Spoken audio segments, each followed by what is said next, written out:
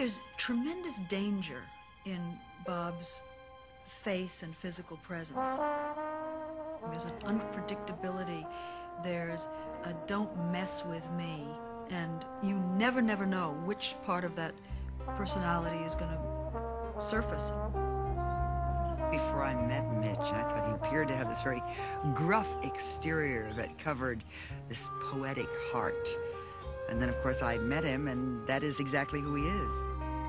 My fascination with him comes from the tension between his own sensitivity and delicacy and his cultural sense of what is macho, because you can feel these two elements at war.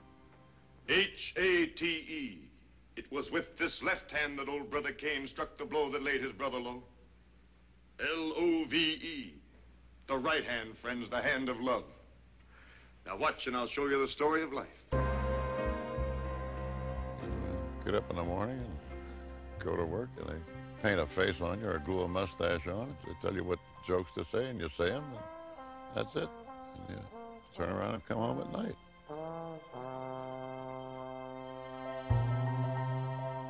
When Mitch came along, a lot of producers didn't really know what to do with a guy that was just all man.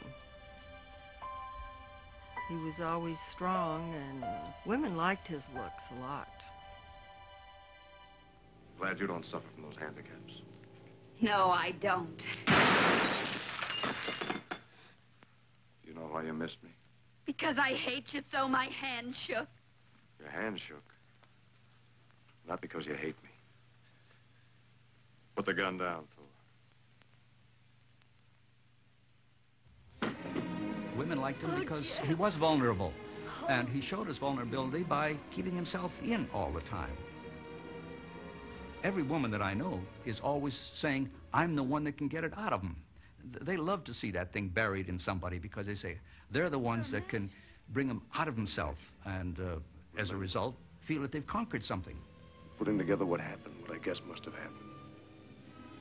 Thor, it's all coming back. Strong and clear, and there's an answer in it. There's something about me that explains everything. I remember Raoul Walsh used to get a scene set up, you know, interiors, that is. And we'd walk through it or talk through it, and Raoul would say, okay, you got it. Right. He'd say, okay, roll them. And he'd turn around and walk away. And he'd roll a Bull Durham cigarette on the blind side. I guess all the tobacco would fall out. He'd light it, and paper'd go up. He'd roll another one, the same thing. Roll another one. He'd keep firing off these pieces of paper.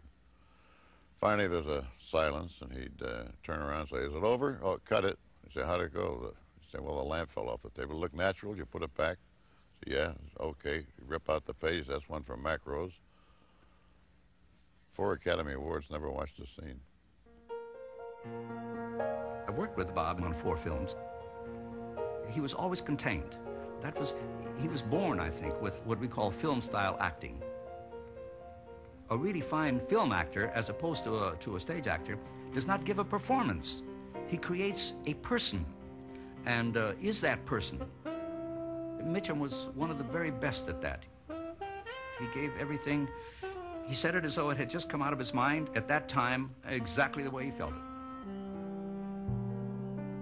He makes acting seem like it's absolutely real. There's no acting to it at all. It's like falling off a log for him. Bob would never be caught acting. He just is.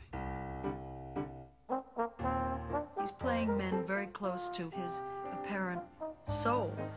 He knows who he is. And then when it's a wonderful role and he gets to relax, out come these goodies that keep you always wondering what he's going to do next. It's a job. You know, I've said it before, and I repeat it. One of the greatest movie stars that ever lived was Rin Tin Tin. That was a mother dog. So it can't be too much of a trick to it. Mitchum, like a lot of guys that grew up at the time that he grew up, have certain ideas of what masculinity is and what, you know, what's appropriate for a behavior for a man. And acting, like, I don't know, dancing or certain areas of the arts seemed inappropriate to certain men. It seemed to them like a slightly sissified profession. It certainly always seemed that way to Mitchum. That sort of He-Man quality of Mitch's, which is real and which is there, I mean, he's very much a man's man, is certainly a part of his personality, but it covers, I think, a lot of anxiety and a certain amount of fear and terror from his childhood. My father was from South Carolina. He was killed when I was 2 years old in a railroad accident. I never saw my father, but Robert had just enough time, a little over 2 years, to feel his presence, to know him. And of course, when he was killed, he was left with a great sense of loneliness that I think still pervades the inner Robert Mitchum. My mother, she was a Norwegian immigrant, went to work as a line type operator for the Bridgeport Post, and wound up in the editorial room. She was a self-taught musician. She could read and write music. She played the piano. She wrote, and she wrote very well. Even at the early ages, he showed a great punching power, and he got into trouble in school and was expelled. Times were pretty hard then. He lived with relatives mostly because they were poor. We were shipped down to my grandmother's farm in Delaware. Now this was a double abandonment in Bob's eyes. My father was 12 years old. He left home and hit the rails, mainly because it was the Depression, 1929, and it was one less mouth to feed. I remember times of intense loneliness, and I was far from hearth and home and friends. For some reason or other, I enjoyed that. I used to cruise along on a flat car or a box car and look in the lighted windows of all the houses and envied the comfort people had there. And of course, you met a lot of blue-jawed characters with wanted stamped all over them, too. My sister was living in New York, and so we moved up to New York. I had to go back to high school, so I went to school for one season at the Heron High School. And it was at that time when I took off and wound up on the chain gang in Savannah.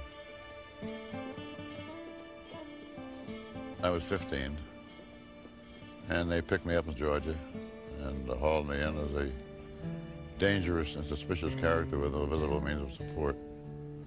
And that was the answer to homelessness in those days. They gave you a job. It cost them 38 cents a day to feed you, and they rented you out to the county for $2.50 a day. And I got time on the Georgia chain gang, and I saw no particular future in that, so I ambled off. The chain had worn a hole in his leg, and that's when he went through the swamps and into South Carolina, and the infection set in, and that's what almost cost him his leg. My mother was in Delaware, so I came back after Savannah to Delaware. And that year I went down to 18 below zero, and the outhouse door was frozen shut, and I said, I got to find a better place. So I came to California. Bob and I rode freight trains out here, and we lived with my sister Julie, who was a nightclub entertainer. Bob was what I would call a beach bum at one time. He had a physique that wouldn't stop. You know, he had shoulders that were bigger than anybody's I ever knew. We were lying on the beach when my sister Julie came down and said, hey guys, why don't you join the Long Beach Players Guild? No way. And she said, you know, we have 60 girls and only 4 guys in the guild. Well, we joined immediately. The next thing I know, Bob is acting as Duke Mantee in Petrified Forest, and he was just a natural, an absolute natural. All of a sudden, Bob disappeared again, and when he came back, he was married to Dorothy. I met Dorothy. She was 14, I was 16. I was fresh out of the chain gang, which was some cause for concern with her mother and her friends. And I said I'd be back, and I came back, and eventually we came on out to California on an all-American bus. Both Bob and I started working at Lockheed Aircraft. We were not trained factory workers. We knew very little about it, and it certainly didn't suit his temperament. I finally went blind. And they put me in the hospital and checked me out. And the doctor said, there's nothing wrong with you. And I argued. I said, you don't go blind for nothing wrong. And so he just told me, he said, you just don't like the job. He said, it's your choice. He said, you can either lose your mind or quit your job. So I quit the job. Became a movie actress instead. I've seen that old buzzard before. You mean the one that took our guns? Yeah. I can't remember where. June 1942, I saw Bill Boyd, and he said, yeah, he's kind of mean around the eyes. Went up to Kernville, California, started falling off horses, playing cowboys and Indians, riding around all day, getting a free lunch. So that was it. I played heavies and westerns, and I had a bass baritone voice. You don't know what it's like to be hunted and hounded with never a minute's rest. My face is plastered on every post office and livery stable west of the Pecos. Drop that gun, Mason. I think in 1 year, somebody told me I did 17 pictures, but I was just jumping from one place to another. Age, ever been convicted of a felony? Sit down in that chair. Hey, what's this thing for? Take your picture. Front and profile. Yeah, but what for? We send one to every sheriff and law agency in the country, just to make sure we don't get any ringers. Oh, well, if I'm going to have my picture taken, I better get a shave. A close shave at that. Work a day or 2 days here, a couple of days here. I think I did Corvette K225 and a picture called Johnny Doesn't Live Here Anymore, and Doughboys in Ireland, and Gung Ho over at Universal. Great epics like that. Why'd they call you Pig Iron? I used to go around collecting garbage, and the kids started calling me Piggy. Well, I got pretty strong, even those cans around, so after a while I started to beat the town kids up. Finally, they stopped calling it. Then when I started fighting, they called me Pig Iron, which I didn't mind. I see you've been in the brig 4 times, and always for the same thing, fighting.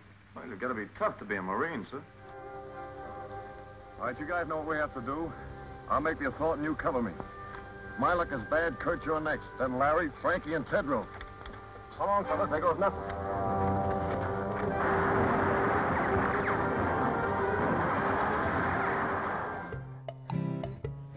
Then I went to RKO and did the westerns, the Zane Grey westerns.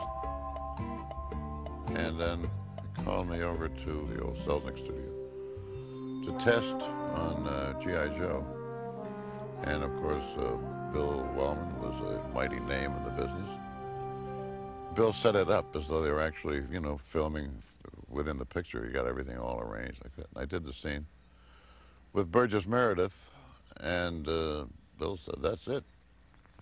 I just incorporated the test right into the picture. Dear Mrs. Smith, your son died bravely today on the... That's why I feel like a murderer. If only we could create something good out of all this energy. And all these men. They're the best, Ernie. The best. Bill said, cut. And I looked over behind the camera, and he was sitting there crying, so I figured either it was very, very bad, or else he was very moved. Mitch was not someone prepared to become a star. Mitch was only prepared to be whoever it was he was. And if that was acceptable, that was okay. And if it wasn't, that was okay too. You know, Don Darrow, it'd give me a great deal of personal pleasure to break every bone in your body. Goofing off down there was one thing. Up here it's another. Now get out of here before I kick the... Wait! Report to Sergeant Warnicki. Tell him you're going to dig latrines for every man in this company from here to Rome. Nice, deep ones. He has none of the nonsense of having to feel his part and go around doing exactly what that person would be doing and staying in that mood and everything. He can just turn it on. I know a lot of people who spend a lot of time in training, but my feeling is that it's like going to school to learn to be tall. I don't think that it's possible. When I was given Out of the Past, it was such a marvelous role, and I was surprised that the studio gave it to me because I was not that experienced. So when I first worked with Bob, the first day, he said to me, are you on your marks? And I said, I think so, you know, and I looked down and he said, no, you're not on your marks. You're supposed to be straddling. And I didn't know, you know, and he was so helpful to me. You remember Kathy, don't you? Yeah, I remember Kathy. Sit down. Kathy's back in the fold now. You bare your heart to him, Kathy? I couldn't help it, Jeff. Well, that settles things. Does it? It's working for me. Their first day together, Kirk was a method actor from New York, and Bob was an actor, you know, kick-around actor for many years here. And Bob was very underplayed. Kirk decided that he would underplay Bob, which is impossible, of course. And by the end of the rehearsal, they were both on the floor. And so he eventually gave up, and they worked so beautifully together because their styles were so different.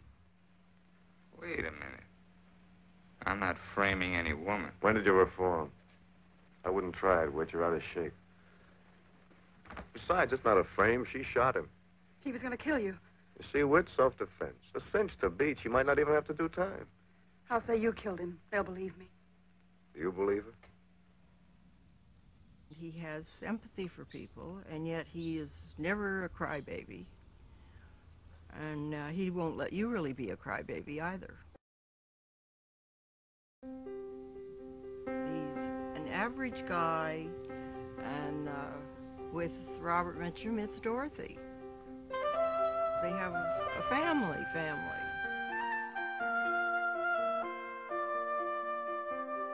I had no idea at all what he did for a living. There was such a separation, and our home life was so normal. You know, the people who came to our house who were actors, you know, Monroe and Russell and Grant, these various people, they were friends of the family. The first time I guess I really realized what it was all about was in 1956, when I was a young teenager. And there was Elvis Presley at our house having roast beef and playing the piano and singing songs with my dad, and yeah, that, to me, was a star. Howard Hughes, he owned RKO, and at RKO we had a lot of fun. We didn't have a caste system there like they had at Metro, for instance. It was rather like a club, and you saw the same people all the time, and there was a great camaraderie. And you had basically the same crew all the time, and you knew pretty much everybody on the lot, and you knew where you stood, and you knew fairly well what your future was and what your present conditions were. My place in the business was, I call it, pounded to death by gorillas. And it's illustrated like this. I'm alone on the stage, and suddenly an enormous gorilla looms up behind me, and boom, pounds me on top of the head like this. And he repeats this, and he pounds and pounds and pounds until I finally just am pounded onto the floor. And the gorilla, by this time in exhaustion at his efforts, collapses on top of me. Now, a little girl in a pinafore comes in from stage left, and she says, he's around here somewhere. I know, I can smell him, because I haven't shaved, I haven't bathed through the whole ordeal. And she looks around, and she finally sees the gorilla, and she peels him back, and then lifts me up to the center of the stage. And there I am, battered and beaten. And she throws her arms around me and looks straight into the camera. And she says, "I don't care what you say, I like them." And that's what I did for a living. Anytime the writers were stuck for another, they turn around and hit Mitchum. Sometimes he gets a little testy with high-minded producers or directors, and especially if they're trying to push the other actors around or the crew. He will very calmly go out of his way to plan something to make them fall on their face. I made a picture, his kind of woman, with Bob. Bob wanted coffee on the set, and they would bring coffee for him, and he says, no, I want it for everybody. And they'd say, well, everybody's not going to have it, producer, whoever it might be. And this was a Hughes picture, as a matter of fact. And Bob would get in his car, he said, I'm going to go for a cup of coffee. Now they say, we have coffee on the set. He said, no, I don't like this coffee. I'm going to go for a cup of coffee. 2 hours later, he would come back. And he didn't say, I demand you have coffee on the set for everybody. But every morning he did that, and for about 3 or 4 days, they finally got the message, and they had coffee on the set for everybody. It's very difficult to get him angry. He doesn't like to get angry because if and when he ever does get angry, it's going to be terrible. Mitch never holds back. He always says exactly what he thinks, and he always pretty much does what he wants, and by and large, does it without hurting other people. If he hurts anybody, it's perhaps himself. For instance, the marijuana situation where he was caught and jailed. When Bob was arrested, he was as surprised as the police. The police were after someone else. And they all but said, run, you know, and he wouldn't leave his friends, and so he was arrested. He understood the irony of the whole thing, of his being picked out when everybody around him, including probably half the guys that arrested him, were smoking marijuana. Mr. Hughes wanted to fight it, and because he knew a great deal more about it than I did. And I said, it's too late, Howard. You know, it's already in the papers. Therefore, it's true. So if I beat it, it's going to embarrass a lot of people. It's going to hurt a lot of people. And I said, nothing to me. He had served 54 days or something like that. And he asked them, please, I will pose for you. I will swab the floors. You know, we can stage anything you want at the jail, but I don't want any, you know, my children to see it, you know. And they were good about that. What people forget, you know, is that the whole thing was thrown out. It was resubmitted, and it was stricken from the record because it was not a true case.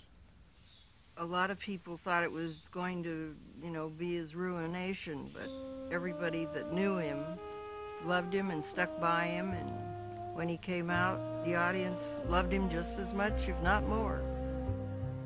When he flashed on the screen in Rachel the Stranger, the audience did stand up and say bravo, merely because he was the kind of a guy that he was. There is no persona to Mitch. Mitch doesn't put on another person that so many of us do when we're in the public eye. He's the real thing. This is no guy pretending to be a tough guy or playing intelligent or smoldering to indicate sexuality. I think he's whole. He's whole. He reads constantly. And not only he reads, but he quotes, which I can't do. I read it, and 2 weeks later, you tell me the name of the book, and I think, huh? Have I? But he has a mind. He's a very bright man. Mitch has a photographic memory. Takes him 1 second to memorize something. He'd say, give me those 3 pages. And the guy would turn him out of the script and give him 3 pages, and this is what he'd do. He'd look at the thing.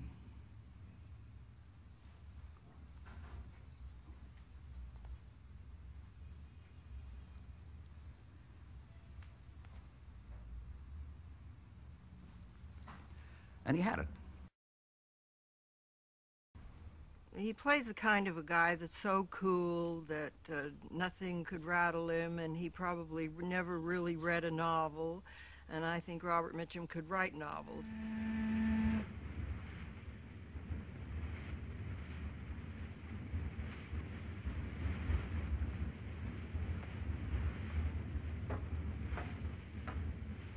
Enjoy the view?